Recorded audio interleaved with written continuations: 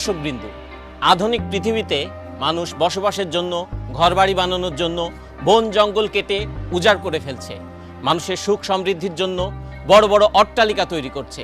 কিন্তু আজ আমরা আপনাদেরকে এমন একজন আজব মানুষের সঙ্গে পরিচয় করাবো যে এই মডার্ন যুগে এসেও তার সুখ সমৃদ্ধি, আত্মীয় স্বজন পরিজন সব কিছু ত্যাগ করে এই বনবাসে এসছেন।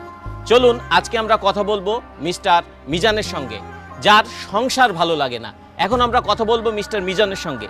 আচ্ছা মিস্টার মিজান, আপনার সংসার ভালো লাগে না, এই যে আপনি আপনার বাবা মা স্ত্রী আত্মীয় পরিজন ছেড়ে এখানে বসবাস করছেন, কেন? মিজান সাহেব বলুন, কেন আপনার সংসার করতে ভালো লাগতেছে না? আমার খুব জানতে ইচ্ছে করতেছে। আমি তোর বাবা, আমিও জানতে চাই কেন তোর সংসার ভালো লাগে না। আমাদের একটু বল বাবা। আমারও জানতে ইচ্ছে করছে, কি দোষ করেছি আমি? কি আমার অপরাধ? তুমি কেন আমার সাথে সংসার করতে চাচ্ছ না? মিজান ভাই, আয় না গরিব মানুষ, হাঁটতে হুঁশে নাই, ইল্লা বলে সংসার চালাইতে পারি না। সংসারের জ্বালায় এই ভূত সাজি মানুষের ডর দেয়, এটাই হুঁশা বুঝি।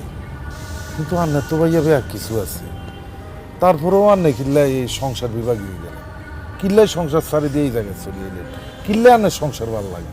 মিজান ভাই, আমরা এখন লাইভে আছি, সারা বাংলাদেশের মানুষ আপনাকে দেখছে, আপনার কথা শুনছে। আপনি বলুন, সংসার আপনার কেন ভালো লাগে না?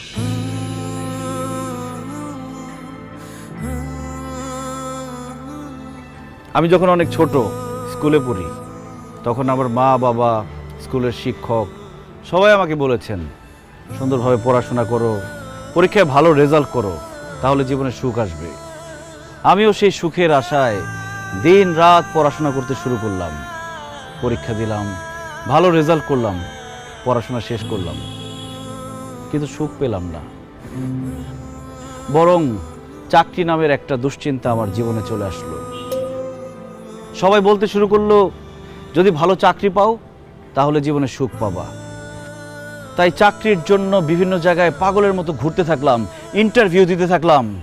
অবশেষে আমার চাকরিটা হলো ঠিকই, কিন্তু আমার জীবনে সুখ আসলো না। অফিসে কাজের প্রেশার, বসের প্রেশার, প্রমোশনের প্রেশার, আমার জীবন থেকে সুখ আরো বেশি হারিয়ে গেল। এরপরে ভাবলাম, জীবনে যদি একটা বউ আসে তাহলে হয়তো জীবনে সুখ আসবে। বউ আমার পাশে বসে থাকবে, মিষ্টি মিষ্টি কথা বলবে, রান্না করে খাওয়াবে, আদর করে রাতে ঘুম পাড়িয়ে দিবে। তারপর একটা বিয়ে করলাম, কিন্তু তারপর আমার জীবনের সুখ আসে নাই।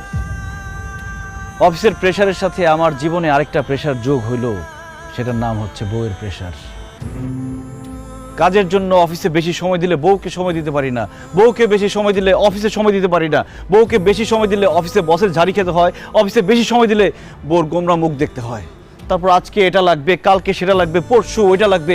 যখন যা চায় সেটা এনে দিলে সংসারে শান্তি, না এনে দিলে অশান্তি।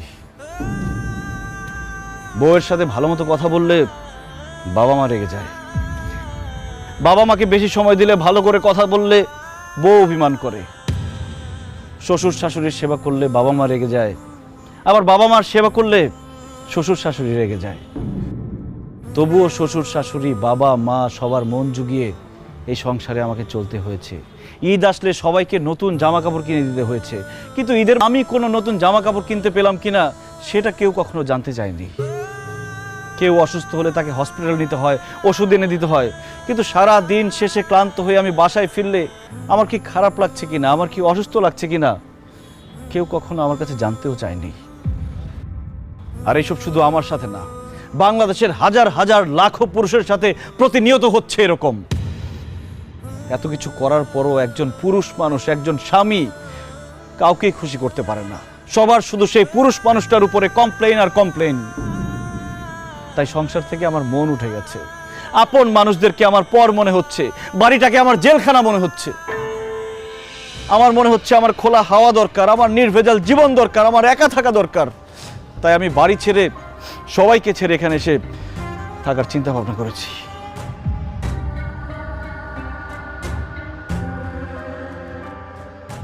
মিজান ভাই, এই ঘটনাগুলো আমার সঙ্গেও প্রতিনিয়ত ঘটে। আমারও মনে হয় আমি সব কিছু ছেড়ে ছেড়ে চলে যাই। আপনি তো একদম আমার মনের কথা বলেছেন। মিজান ভাই, আমিও সারাটা জীবন অনেক কষ্ট করছি, কিন্তু কাউরে কখনো সুখী করতে পারি নাই। মাঝে মাঝে মনটা চায় যে সংসার জীবনটা ছাইরা চলে যায়, কিন্তু বাবা মা বউ বাচ্চা এগো মায়া ছাড়তে পারি না। বাবারে, তুই যা বলছিস তাই দেশের সব পুরুষের সাথেই হয়। পুরুষ কোনোদিন কারো আপন হইতে পারে না। পুরুষ মানুষ শুধু দিয়েই যায়, কারো কাছে সুখ পায় না। তারপরেও পুরুষ সংসার ছেড়ে যেতে পারে না। তার দায়িত্ব হচ্ছে সংসারটাকে আগলে রাখা, সংসারের সব মানুষগুলিকে ভালো রাখা। এই অবস্থাটা হইতো না রে বাবা যদি আমরা পুরুষরা নারীরে নারী না বলতাম, মানুষ বলতাম, মানুষ ভাবতাম। আর নারীরাও যদি পুরুষ না বইলা মানুষ ভাবতো, দুইজন দুইজনরে মানুষ ভাবলে এই সমস্যাগুলি আর হইতো না রে বাবা। জামাই বাবাজি, তুমি যে কথাগুলো বলছো একদম ঠিক বলছো। তুমি বলতে পারছো, কিন্তু আমি সারাটা জীবন বলতে পারি না। তারপরে পুরুষ মানুষ দেখে এভাবেই সংসার করতে হয়, তোমাকেও করতে হবে। মিজান, আমাকে তুমি মাফ করে দাও। তোমার স্ত্রী হিসেবে আমার দায়িত্ব ছিল তোমার কষ্টগুলো বোঝা। আমি তোমাকে কথা দিচ্ছি, আজকে থেকে তোমার দুঃখ কষ্ট সব কিছুর আমি খেয়াল রাখবো। প্লিজ বাসায় চলো, চলো না আমরা নতুন করে সুখের সংসার করি। সংসার কখনো সুখের হয় না সেতু। আমার মনে হয় কোনো সুস্থ স্বাভাবিক মানুষ সংসার করতে পারে না। সংসার করতে হলে পাগল হইতে হয়। আমার মনে হয় আমরা পুরুষরা সবাই পাগল, আর সেই জন্য সংসারের শত ঝামেলা সহ্য করেও সংসার করে যাচ্ছি, করে যাব। চলো।